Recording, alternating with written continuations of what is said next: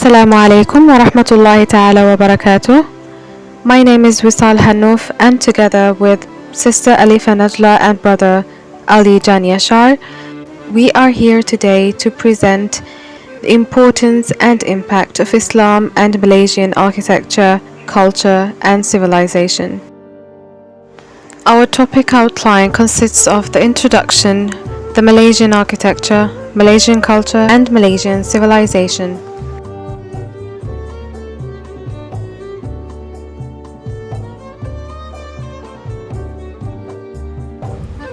Islam and the Malay world.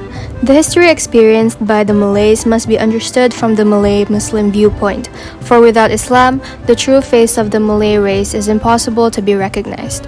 History has proven that Islam has had an important position in the Malay society.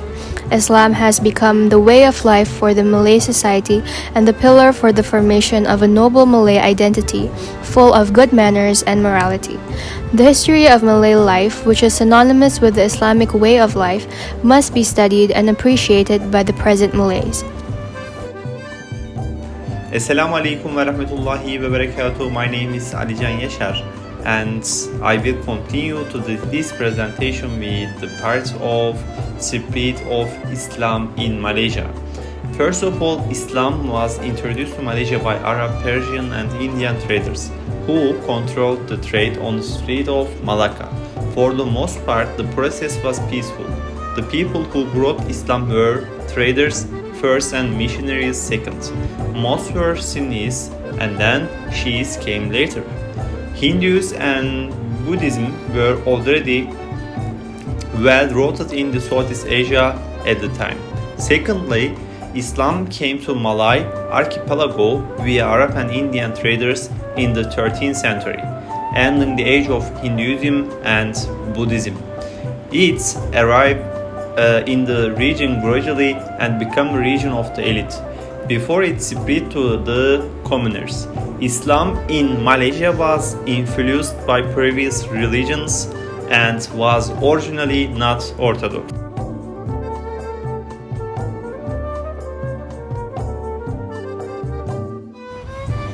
Moving on to the first main topic of this video, which is the importance and impact of Islam in Malaysian architecture.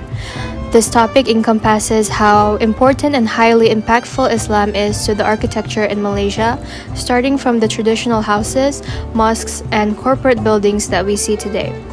So under this topic, we will discuss about the origins of Islamic architecture, the history of Malaysian Islamic architecture, vernacular architecture of the Malays, traditional Malay houses, and the mosque typologies in Malaysia. Before diving deep into the origins of Islamic architecture, we must first know the definition of Islamic architecture. Islamic architecture is a centuries-old category of architecture that is rooted in the principles of Islam. The striking sculptural forms and often dazzling ornamental details that characterizes Islamic buildings include some of the most awe-inspiring built structures on earth. Buildings that are most frequently associated with Islamic architecture is the mosque. Although Islamic architecture encompasses both secular and religious buildings, early Islamic architecture was influenced by existing styles such as Roman, Byzantine, and Persian architecture. As Islamic architecture spread from the Middle East throughout the world, specifically to places such as Asia, it was influenced by Chinese and Mughal architecture.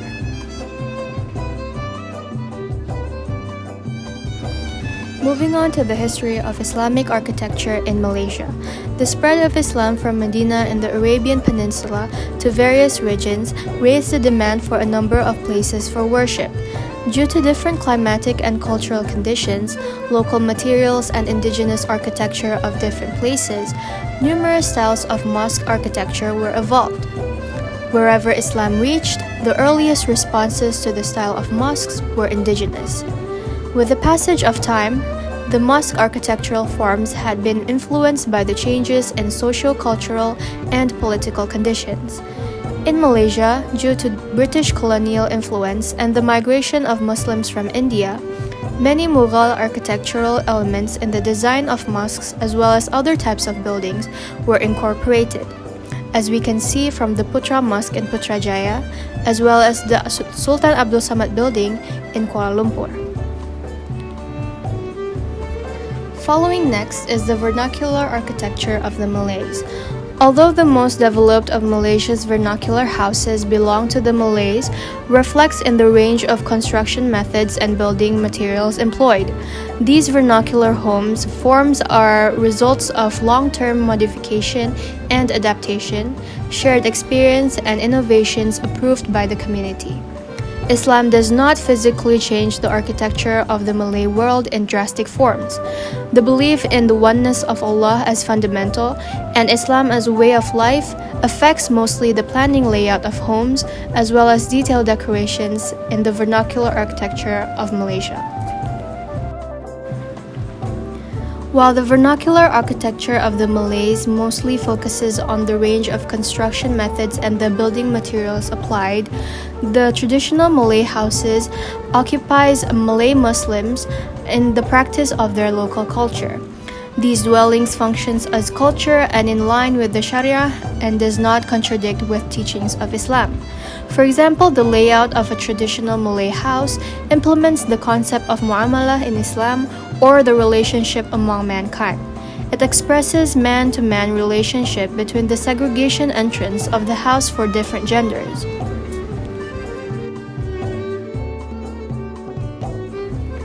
Moving on to the mosque typologies in Malaysia. It is said that there are now 8 different styles of mosque designs which had established the various unique architectural language that are still being used throughout the region. The typologies that are used in Malaysia are the traditional vernacular, cyanoeclectic, European classic style, North Indian, modern vernacular, modernistic expressionism, postmodern revivalism, and now the sustainable modern contemporary style. The first typology is the traditional vernacular, which means architecture that is prevalent or similar to other surrounding structures or within a specific context. This mosque architectural language was widely constructed and used during the pre-colonial period, as we can see from an example of the Kampung Laut Mosque located in Nilampuri, Kelantan, uses the traditional vernacular style, showed by the roof in the form of a single, double, or triple tier pyramid or gable roof. As for cyanoeclectic style, it could be defined in 2 ways, one which follows the Chinese typology and another that follows the combination of 2 architectural styles. From this style, the unique features lies in the roof ridges with curved forms which are made out of cement. In this design typology, the builders had often incorporated various elements that were suitable to be built in this hot and humid tropical climate. As an example, the Tengkara Mosque in Malacca has this specific cyanoeclectic style. Next is the European classical style. It was derived from the Greco-Roman heritage, and it can be easily distinguished by the tripartite division form of the top, middle, and the base. It has vast similarities to the classical styles or language of the West, but had been adapted in various ways to incorporate Islamic features to suit the hot and humid climate of Malaysia. As an example is the Sultan Abu Bakar Mosque in Johor Bahru, has the European classical style.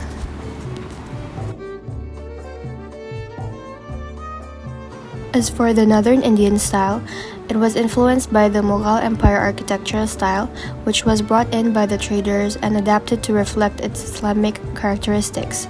It had incorporated many different sizes of onion-shaped domes, spires, and exotic-shaped arches, and for an example is the Kapitan Keling Mosque in Georgetown, Penang. The next typology is the modern vernacular, which is different from the traditional vernacular style in a sense that it had used different materials and a mixture of various architectural styles, often assembled together without any prior fixed plans or methods.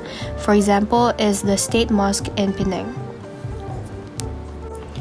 The next typology is modernistic expressionism, which is an architectural language that defies historic revivalism and features lavish ornamentations. It also uses the plasticity and characteristics of concrete to express Islam in the use of architectural symbolism, which are often combined with a spiritual approach through light, form, and water, with an outcome that often depicts the sculptural architecture. For this, the example is the National Mosque in Kuala Lumpur that uses modernistic expressionism in its architectural style. Next is the postmodern revivalism style that creates an architectural style to suit the general public to experience the various Islamic styles of the world or its interpretation. It is an attempt to express the past glories of Islam, symbolizing that Islam was once a powerful and influential religion, and it conjures Islamic architectural images built for others to experience its meaning. For example, is the Putra Mosque in Putrajaya that uses postmodern revivalism style. The last typology is the sustainable contemporary style, which is the new architectural approach that will define the future relevance of the new generation of Islamic architecture. The design of these mosques is still very new and will promote the practice of Islamic sustainable designs in Malaysia that will reflect the culture in a progressive manner. For example, is the Tuanku Mizan Mosque in Putrajaya that has this sustainable contemporary style. So the use of Islamic architecture in Malaysia has continued and has constantly evolved throughout the last 300 years. We are fortunate to be in a Muslim country where we are still able to continue building, exploring, and experimenting with the use of Islamic architectural language in many of our past, present, and future buildings.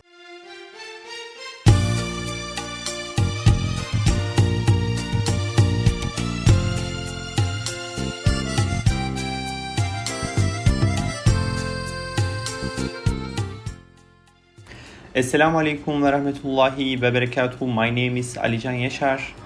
Now I will continue to the presentation with Malaysian culture part.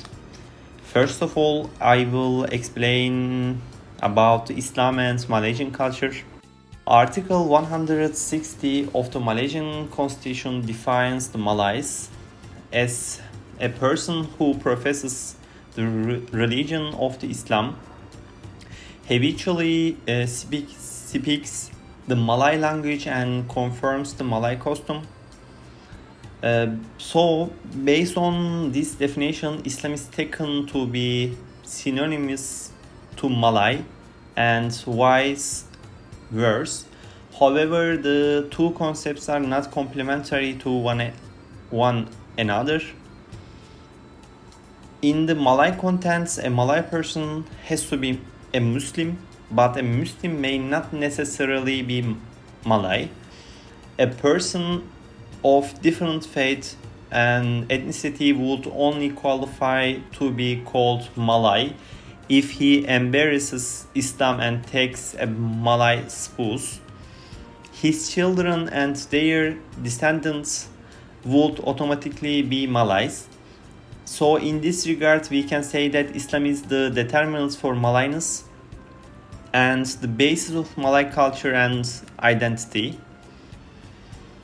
Next slide is in the Malay society, the role of the adas or customary practices is still important in the functioning of the society as a whole. Islam and adas are allowed to be practiced concurrently. However, in circumstances when any of the adat practice is believed to be in the contradictions to Islam, then it has to give way to Islam. This is documented in the principle Adat bir sendi şiarak and şiarak bir sendi kitabullah.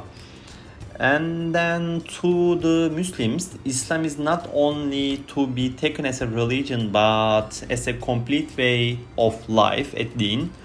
To be a true Muslim, theoretically one has to put Islam above everything else and to brush aside any form of behavior or practices that is contrary to Islam. But when adat is allowed to coexist with Islam, it is continues to be an important component of the Malay culture. This issue here is why retain Adat as Islam is supposedly to be taken as a complete way of life. To have non-Islamic elements within the Islamic framework would only create controversies, and the purity of that religion would be at stake. Next slide. My next point will be I will talk about the importance and impact of the Islam on Malaysian culture. First of all, the impact of Islam in Malaysia is obvious in the various aspects of society and culture. For example, this is observable in the media. The supply of the prayer rooms in buildings emphasize on halal food preparation and consumption, as well as the practice of the Muslim norms and practices in medical, educational and financial institutions. Next point is many Muslim entertainments and events are also national holidays, such as end of the Ramadan, the end of the Hajj, and the birthday of the Prophet Muhammad sallallahu alaihi wasallam. The next point is other material aspects of the Islam in Malaysia have incorporated elements of the local culture, which are evident in colorful dress attire, the way in which religious festivities are celebrated, and in the incorporated of the Malay Adat at the Malay wedding and other ceremonies. My last point is that the popular style of the dress for the Muslim men, especially during the Friday prayer, is a songkong. The Muslim woman often wear a tudung, which is popular style of the headscarf worn in Malaysia. In some cases, the tudung is also standard part of the dress code for some government buildings in institutions. Thank you very much. That's all from me.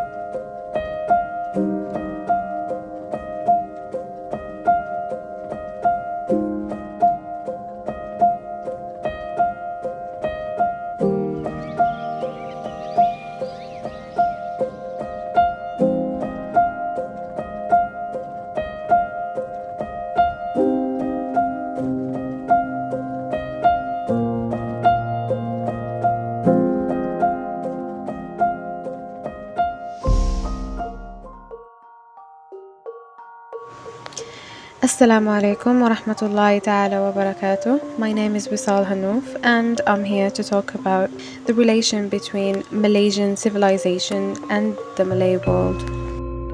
The relation of Islam and civilization in the Malay world is unique compared to other Islamic world regions. Not to mention the role and contribution of the Islamic movement in this region to the development of Malay world civilization from the earliest times to the modern era today. Islamic movements in both countries contributed significantly to the formation of Islamic civilization in the Nusantara Malay world, starting from the Islamic movement in the form of the spread of Islam and the intellectual movement of Islam in the early days, and continue to develop in the form of Islamic movements that are both academic and empirical practical. All forms of the Islamic movement succeeded in organizing Malay society and produced a unique Islamic civilization both in the context of Indonesia and Malaysia. The Rationalistic Principle. It's the principle or habit of accepting reason as the supreme authority in matters of opinion, belief, or conduct. This rationalistic principle emphasizes in the Malay world in few key elements. First, fighting taqlid, cultural practices, is the practice that accepts the opinions of others without careful examination. This practice must be totally rejected in matters of faith and sharia. Not only that, taqlid's attitude towards all things brought from the West must be rejected altogether, because the consequences of this practice will damage human ability from truly noble essence. Second is the questions about faith and Islamic sharia. And the third is Islam is a warm-hearted mind and also encourages the process of controlling, sharpening, and maintaining the maximum capacity of the mind through training and practice of knowledge culture. Moving on to community principles, the main basis for a Muslim intellectual who will be born by an Islamic education institution must work more diligently in society through the application of social principles.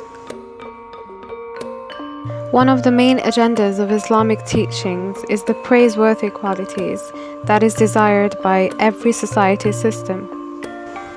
Second is the biggest content of the Quran and Sunnah that touches social relations, which is the muamala system. And third is the Islamic law stipulating that if religious affairs coincides with important business issues, then religious affairs must be shortened or suspended. There is another ruling that affirms that socialized worship is valued more than personal worship. For example, prayer performed in the congregation. For example, prayer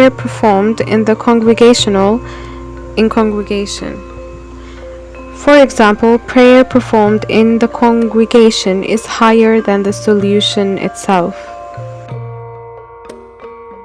There is also a stipulation that when matters of worship are done imperfectly or in void, then the ransom or the payback for it would be something that has to do with social maslaha, the social benefit. And last but not least, the development of Islamic knowledge by creating Jawi writings and preserving the Malay heritage through it. Moving on to the worldview of Tawheed as the base of the Malay community. Islam has been a true source of inspiration for the formation of the Malay worldview. Tawheed is a fundamental Islamic concept that condemns tolerance. This Tawheed concept requires one to recognize the fact of Tawheed in all of one's activities, whether they are linked to Allah subhanahu wa ta'ala or the beings, which is us humans. This contains several other essences in addition to the realization of God's oneness. God and beings, nature and beings, the act of shirk, humans are the best creations of Allah, obedience, Tawheed, and religion intentions. When it comes to God and beings, of course there's a clear difference between God and beings. In Islam, we believe that God is the only true reality and sole source of all creation. Everything, including its creatures, are just a derivative reality created out of love and mercy by God's command. And us, the creation, the nature, and human beings are submissive and obedient to God Himself, Allah subhanahu wa ta'ala. The third essence is the act of shirk to Allah Almighty, which is not permitted at all in Islam, because it causes great tyranny and will not be forgiven by Allah subhanahu wa ta'ala. This act of shirk can occur in two forms, whether connecting God with the other divine powers or making humans or lust as the decisive authority, as if it were like God. In other words, these two forms of shirk, which are the shirk jali and shirk khafi, need to be fully realized by Muslims in order to prevent falling into them. And of course, as we know, compared to other creatures, humans are the best creation of Allah Almighty, and we are created solely for the task of being the Khalifa on this earth, as mentioned in the Holy Quran in Surah Al-Baqarah. Bismillah ar-Rahman ar-Rahim. وَإِذْ قَالَ رَبُّكَ لِلْمَلَائِكَةِ إِنِّي جَاعِلٌ فِي الْأَرْضِ خَلِيفَةً. And when Allah subhanahu wa ta'ala told the malaika, the angels, that I'm putting the humans as the Khalifa on this earth. And this task must be carried out of considering the guidelines that are set by Allah subhanahu wa ta'ala. The fifth stance talks about absolute obedience to power or any human being, which is totally rejected in Islam. And it was mentioned in the Holy Quran in Surah An-Nisa, verse 59. يا أيها الذين آمنوا أطيعوا الله وأطيعوا الرسول وأولو الأمر منكم, to the end of the verse. O ye who believe, obey Allah and obey the messenger and those charged with authority among you. Another instance is the fact that Tawheed must be the main goal of human life, or is the systematic theology through which a better knowledge of God may be reached, as understood by most Muslim scholars. And last but not least, religious intentions. The intention of practicing Islam as the way of life, as a deen of Allah subhanahu wa ta'ala, should be considered as a way of life, as a guidance for us to survive this world, rather than limiting it to a ritual, to just ritual practices like the Western secular perspective. Early Islamic missionaries understood the importance of the culture of science, which was then applied by establishing cottage institutions. And the learning system then is orientated between theory and practice, which actually plays a major role of making good quality students with good knowledge culture. They stressed on getting as much knowledge as possible to achieve the pleasure of Allah Almighty, and acting in accordance with scientific knowledge, as well as making the search for knowledge not for material purposes, in order to achieve the pleasure of Allah subhanahu wa ta'ala and enjoy the knowledge. And all necessary forms of Islamic knowledge and life skills were provided in order to make the students independent and not having to rely on others. And last but not least, emphasizing the problem of morality and Islamic discipline above all else at all times. When it comes to the efforts to activate the Islamization discourse of science, the idea of Islamization of science has become the philosophy and basis of the formation of communities and universities, and then applied equally by several universities that offer Islamic discipline. Some of these parties appear to be trying to apply the Islamization philosophy by adopting various theories of education, even though the philosophy remains the same, acknowledging the weakness of the Islamic education system and the need to carry out Islamization of knowledge. In the context of mastering science, this dependence on human reason is devoted to two main aspects.